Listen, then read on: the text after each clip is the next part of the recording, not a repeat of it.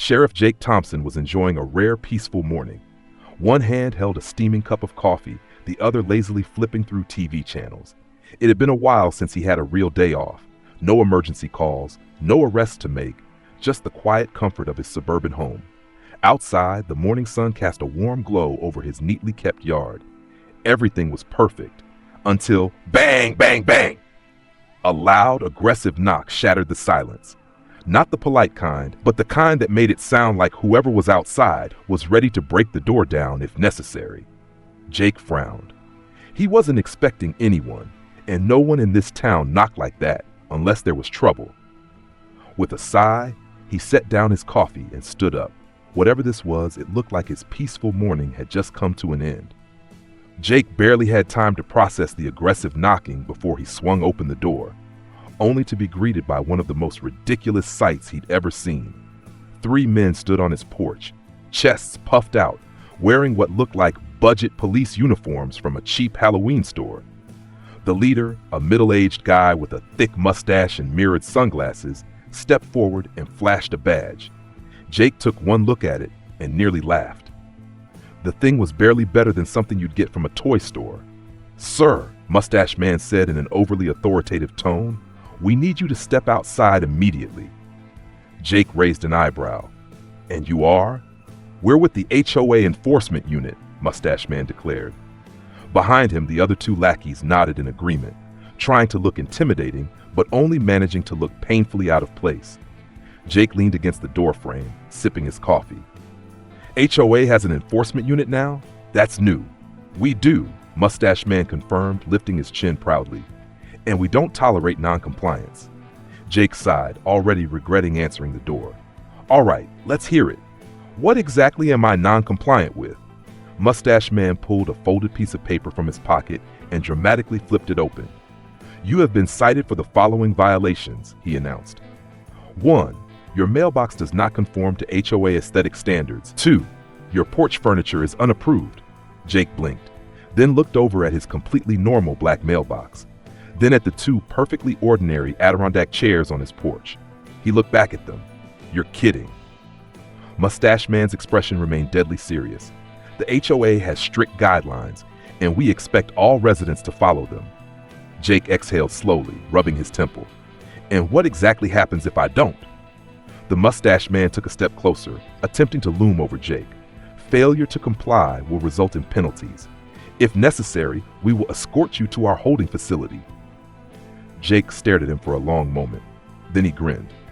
"You mean to tell me," he said, voice dangerously amused, "that the HOA has a jail?" "It's a compliance center," one of the lackeys corrected, as if that made it any less insane. Jake chuckled, shaking his head. "Right. Well, gentlemen, I hate to break it to you, but I'm gonna have to decline your invitation." Mustache Man's patience snapped. "That's it. Turn around and put your hands behind your back." Jake didn't move. "Or what?" One of the lackeys stepped forward, pulling out a pair of flimsy plastic handcuffs. Jake sighed. He was really hoping to finish his coffee before dealing with something this stupid.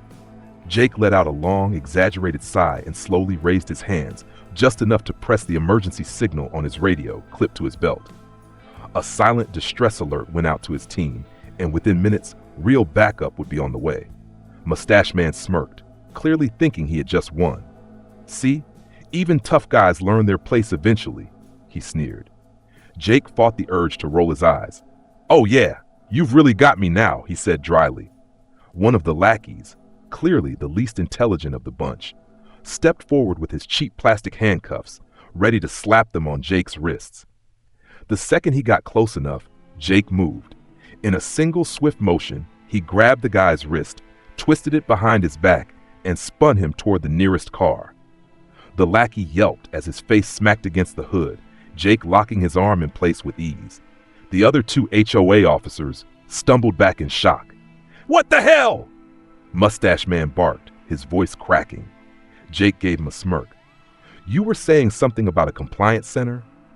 Before Mustache Man could come up with a response, the distant sound of real sirens cut through the neighborhood. Patrol cars screeched to a stop at the curb, their red and blue lights flashing. Deputy Carter was the first to step out, looking between Jake, who still had one HOA lackey pinned against the hood and the other two who were frozen in place. Carter raised an eyebrow. Sheriff, you want to explain why you're wrestling with a guy wearing a knockoff police uniform? Jake finally let the lackey go, who immediately scrambled away, clutching his wrist. These fine gentlemen, Jake said, gesturing at the group, were attempting to place me under arrest for mailbox violations. Carter blinked, then slowly turned to Mustache Man. You're serious? He asked, barely hiding his amusement. Mustache Man swallowed hard but straightened up. This is an HOA matter. We have the authority to issue citations and enforce compliance. Carter snorted. Right. And which department issued those fancy badges of yours? The second lackey, still rubbing his wrist, muttered. The Homeowners Association Security Division. Carter let out a low whistle and shook his head. Yeah, that's not a thing. Mustache Man turned red. We do have authority. We. You're impersonating law enforcement, Jake interrupted, his voice turning serious, which means you just committed a crime. The color drained from Mustache Man's face. We didn't mean. Save it, Jake said, nodding at Carter. Book 'em. The real officers stepped forward, and in a matter of minutes, the self-proclaimed HOA enforcement unit found themselves in actual handcuffs. This time, the metal kind. As the real officers secured the so-called HOA enforcement unit in cuffs, Jake and Deputy Carter took a closer look at their shiny plastic badges.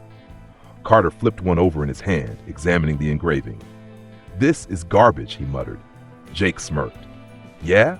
What gave it away? The cheap metal, or the fact that it literally says HOA compliance officer instead of anything real? Mustache Man, still red-faced, tried to defend himself. We were authorized to enforce HOA regulations. By who? Jake cut in, crossing his arms. Because I know for a fact no law in this county gives a homeowners association the right to detain people. The second lackey started but trailed off when Carter raised an unimpressed eyebrow. The HOA board, the first lackey blurted out.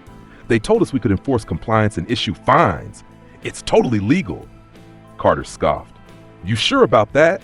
Because everything I've seen so far tells me this is fraud. Jake turned to one of the patrol cars. Let's check their vehicle. One of the deputies popped open the doors of the beat-up white HOA marked sedan. The moment Jake looked inside, he let out a low whistle. Well, he said. What do we have here? Inside the car, they found 1, a fake ticket log filled with fines for ridiculous violations like grass too tall and trash can not aligned perfectly. 2, a cash box overflowing with money collected from residents. 3, a stack of violation letters, some with threats of foreclosure if fines weren't paid. Carter flipped through the papers and let out a low chuckle. Oh, this is bad. Mustache Man started sweating. Look, we were just following orders from the HOA board. Jake's grin widened. So you're telling me that the HOA board ordered you to shake down homeowners for cash? The lackey gulped. Bub you well? They said we could keep a cut of whatever we collected. Carter turned to Jake. You getting all this, Sheriff? Jake smirked. Oh yeah, loud and clear. He turned back to Mustache Man.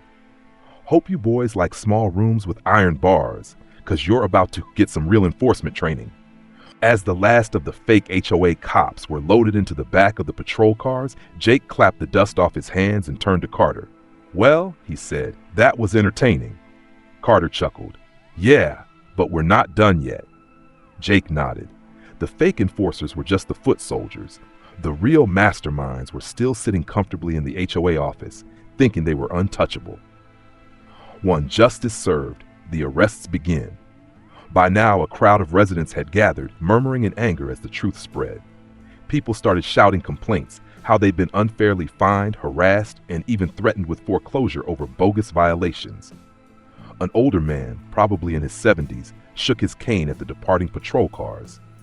About time somebody shut those crooks down. A woman nearby laughed. Serves them right. They tried to fine me $500 because my garden gnome wasn't HOA approved. As the patrol cars drove off, the residents cheered. Some even popped open lawn chairs, as if watching a parade. Jake turned to Carter. All right, let's pay the HOA board a visit. 2. The HOA board falls apart. The two officers arrived at the HOA office, a fancy little building with a marble sign out front that read Pine Grove Homeowners Association. Inside, a group of well-dressed people sat at a long conference table looking smug until they saw Jake and Carter. Burt Dinkley, the HOA president, forced a fake smile. "Sheriff Thompson, what a surprise! What brings you here?" Jake crossed his arms. "I think you know exactly why I'm here, Burt." Burt's smile twitched.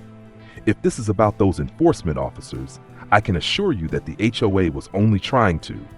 Carter dropped the cash box onto the table with a loud thud. "You were trying to steal from homeowners, that's what." The board members visibly paled as Jake tossed a stack of fake tickets onto the table. "Care to explain why your so-called HOA enforcement unit was running a shakedown operation on the neighborhood?" Jake asked, voice dangerously calm. Burt adjusted his tie nervously. "This is a misunderstanding. We were only collecting necessary fees for..." Jake held up a document. "For what? The bogus fines you used to line your own pockets?" One of the board members, sweating bullets, blurted out, It was Burt's idea." Burt whipped around. "You traitor," Jake smirked. "Wow, that fell apart fast." Carter stepped forward. "Burt Dinkley, you're under arrest for fraud, embezzlement, and extortion." The moment Carter cuffed him, the rest of the board started talking all at once, desperate to save themselves. "I had nothing to do with this. Burt said it was totally legal. I told you we'd get caught." Jake just shook his head. "Hope you all enjoyed your little power trip while it lasted." 3. A new era for the neighborhood. By the time the entire HOA board was packed into squad cars, the neighborhood was in full-on celebration mode. Someone had set up a grill, music was playing, and people were laughing and trading horror stories about HOA harassment. An elderly woman patted Jake's arm. "Sheriff, you should run for mayor after this." Jake chuckled. "No thanks, ma'am. I think I'll stick to locking up idiots." As the patrol cars drove off, a new sense of freedom settled over the neighborhood. No more bogus fines, no more corrupt HOA, just peace and quiet. Well, at least until the next Karen showed up. But for now, it was a victory well earned.